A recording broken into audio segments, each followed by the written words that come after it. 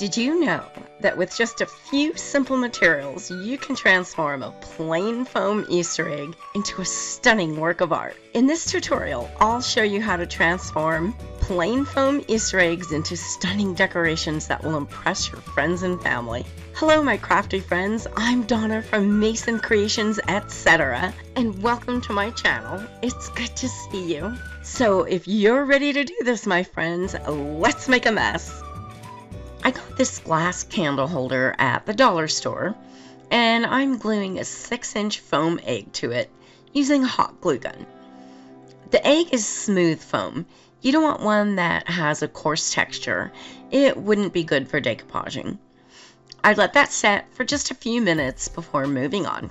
I intend to paint the glass base, so I'm wiping it down with an alcohol wipe to make sure it's free of dirt, debris, and fingerprints.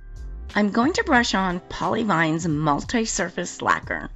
This is a great primer for any shiny surface, such as glass or ceramic. I'm using the dead flat finish because I want to remove the shine. This will give paint or decoupage glue a great surface to adhere to. Paint won't chip, scratch, or peel. And I'm going to let this dry overnight. I found that to be the best. This and all the products you're going to see me use today came from DecoupageNapkins.com, my wonderful sponsors. Now to get the foam egg prepared. I'm giving it a nice heavy coat of gesso, and I'll let that dry for about an hour. Gesso will prime the foam so my decoupage has a great surface to adhere to. Where are you watching from? Let me know in the comments. It's fun to see what cities and countries you are all watching from. I'm filming from Las Vegas, Nevada in the United States. I'm going to give the glass base a coat of white paint using Dixie Belle paint in the color Cotton.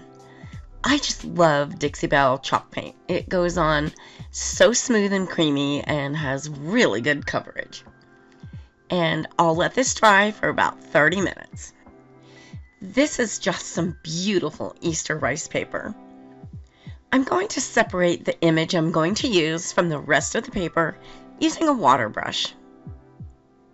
A water brush has a cartridge that you fill with water and then brush it on the napkin or rice paper. The water dispenses easily, so this is really convenient. You can find this in my description box below, in my favorite tools section, just in case you want to check it out. You always want to tear your rice paper or napkin instead of cutting it. A torn edge is much easier to blend than a sharp cut edge.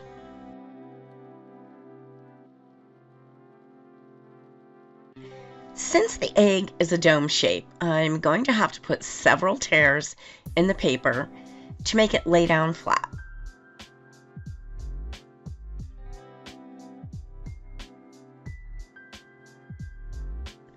I made all my tears close to the objects in the image. When I lay the paper flat on the egg, everything I tore will overlap each other, making the paper lay nice and flat. I make sure to layer the objects over the background. DecoupageNapkins.com has such a great selection of napkins that you can purchase one at a time. They carry many other craft supplies such as rice paper, paint, clay, molds, and a great selection of Polyvine products. Over 9,000 products and growing. They are wonderful to work with and will send your order out fast. You'll receive free shipping on orders over $75 and special bonus points for orders over $100. Subscribe to their newsletter by entering your email address and you'll receive 10% off your next order. They are truly your one-stop shop for craft supplies. Make sure you check them out. I'll be leaving links for all the products I use in my description box below. I'm using Polyvine's Decorator's Varnish as my decoupage adhesive today. You can use this product as a varnish and an adhesive. All the Polyvine formulas can double as a decoupage adhesive. It works so much better than the most popular brand of decoupage glue. It's not a glue, so it doesn't go on thick and lumpy. It's a varnish, so it dries crystal clear and will never yellow. I laid my paper on the egg, and I'm starting in the center of the paper and working my way outward. I'm using a small piece of Ziploc bag sprayed with water to smooth down the rice paper. Don't do this without spraying the plastic. It'll stick to the rice paper. I normally spritz my rice paper with water before decoupaging, but not in this case. I need the paper to be very cooperative and to be able to get everything lined up properly. I'll wet it a little bit while I'm smoothing out the paper. I'm laying down the background pieces and then layering the images over top of the background. I'm not putting a lot of my adhesive under the paper, again to give me more control over the paper. I'm adding a lot of it on top, which will soak through and adhere my rice paper to the eggs sufficiently.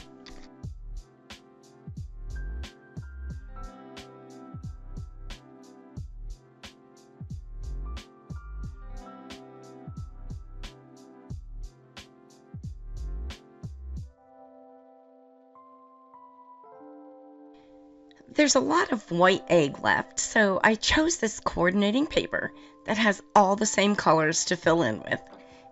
Isn't it just beautiful? I'm starting out just ripping off pieces and removing white borders. I'll be adding all of my torn pieces all over the rest of the egg. I left some of the flowers intact because they're so beautiful and I want to see them as much in full as possible. I'm adding little tears around all the pieces so I can overlap them for a nice flat fit. I'm not doing this strategically at all. More of a willy-nilly freeform method. Whatever piece fits in an area, that's where it's going. If there are any small areas that are still white, I just tore off a small piece that matches the colors in that area and glued it down.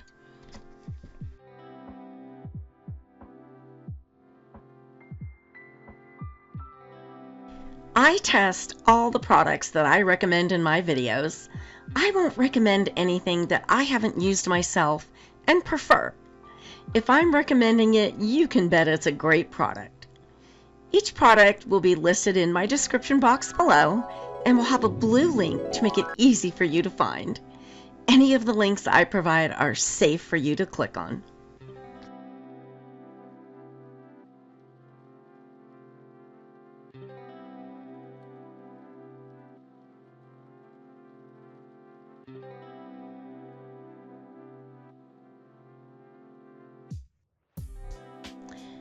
The turquoise item that you're seeing me use is called a cup cradle.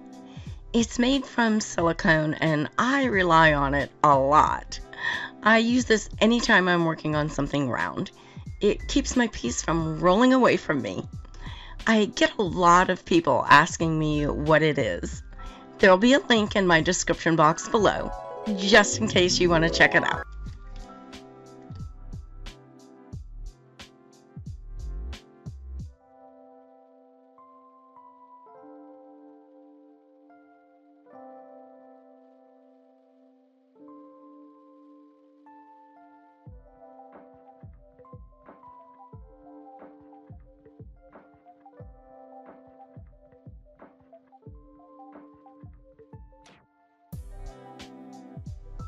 I'm going to be adding some paint to blend the paper better between the first image and the fill paper.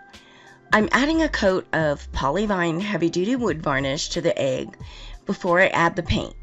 This will keep the paint from soaking into the raw edge of the torn paper, and it will remove the line between the two.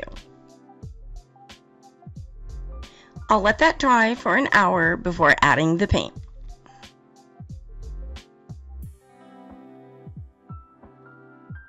Okay, I'm going to make that harsh line between the two different papers go away.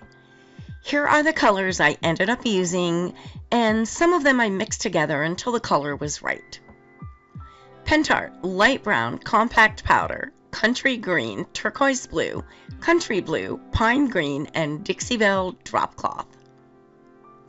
I kept mixing combinations of these colors until I liked the way it looked on the rice paper. I used a very stiff brush and just dabbed the paint on there. I gave it a little bit of a rub in certain areas to blend it in. When I was done, the two types of papers blended together pretty nicely and the harsh line was gone.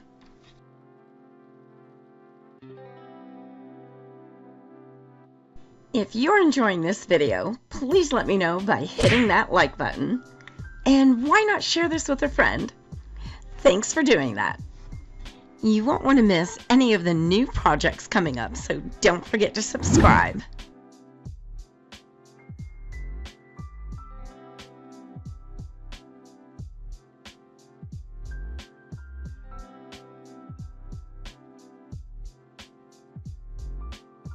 I'm working on some great spring projects right now. A lot of them are requests that I'm excited to be making. I love planning projects around your requests. Just please be patient. I get quite a few of them, and I get the projects out as quickly as I can. I love hearing about what you'd like to see, so keep those requests coming.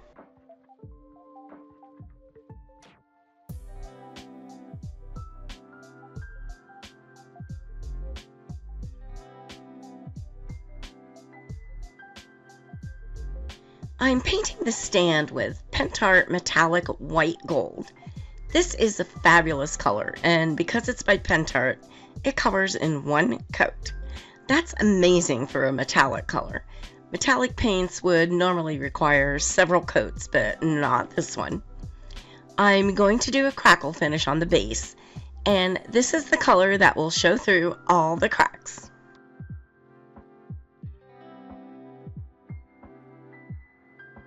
I let the paint dry for about an hour, and now I'm adding my crackle medium. I'm using Folk Art one-step crackle.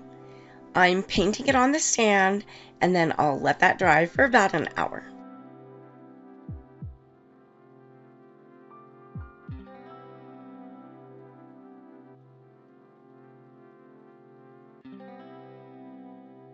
I'm painting over the crackle medium with Pentart light brown paint. As I'm painting this on, you'll start seeing the cracks show up. Try not to go over the same area twice when you're doing this. If you see a spot that looks like you missed putting paint there, it's probably just a crack starting to form. If you go over it again, you'll disturb the cracking process. There are several types of crackle mediums, but this one is designed to be placed between two layers of paint. It creates a chemical reaction that makes the top layer of paint crack. After the paint dried, I gave my entire piece a coat of Polyvine heavy-duty wood varnish in a satin finish. 2 or 3 coats of this gives you a beautiful shine that's moisture and heat resistant, as well as UV resistant and food safe. This works wonderful on any painted or decoupage surface, or a shiny surface that has been coated with Polyvine multi-surface lacquer. I let that dry for an hour between each coat and an hour after the final coat. I've had a few people ask me if this varnish has a strong smell.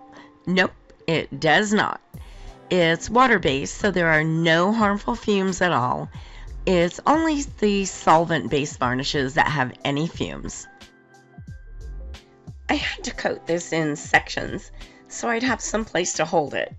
First I did the base and let it dry for 30 minutes, and then I did the egg. I gave it 3 coats of varnish, letting it dry 1 hour between each coat. I'm going to use my mini bow dabber tool to make a beautiful bow for this project. There are vertical slits and horizontal slits. Add a thin cord or small ribbon through the vertical slits. Then you can layer your ribbon back and forth in the horizontal slits, using as many layers of ribbon or as many different types of ribbon that you want to.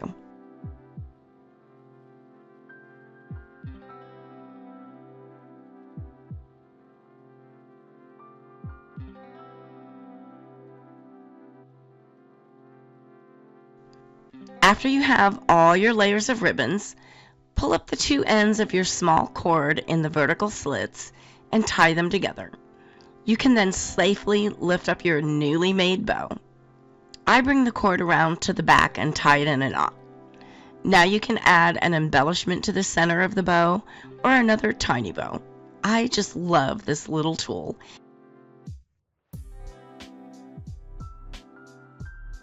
I have a couple of really pretty paper flowers that I'm going to add to the center of the bow.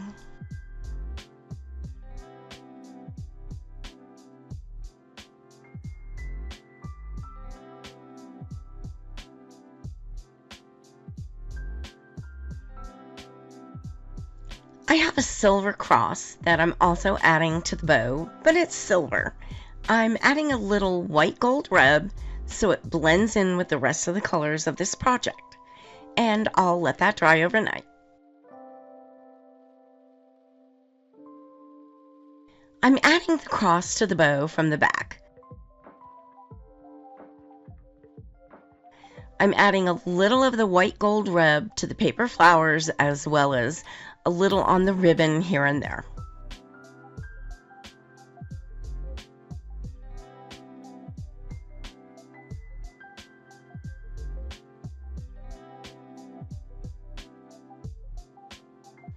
I'm using an antiquing wax in the color soot to add a little shadowing and dimension to the stand. I put it on with a brush in all the lower areas and then wiped off the excess with a dry, soft cloth.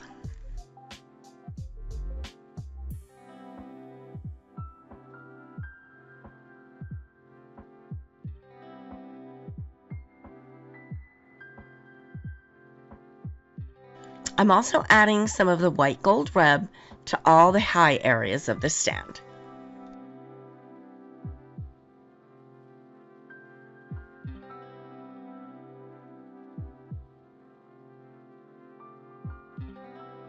I tied some ribbon around the stand and knotted it in the front.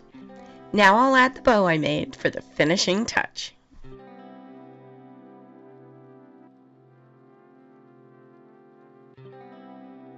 Don't forget, all of the wonderful products I'm using today can be found at my favorite place for craft supplies, decoupagenapkins.com, and I'll leave you links in my description box below.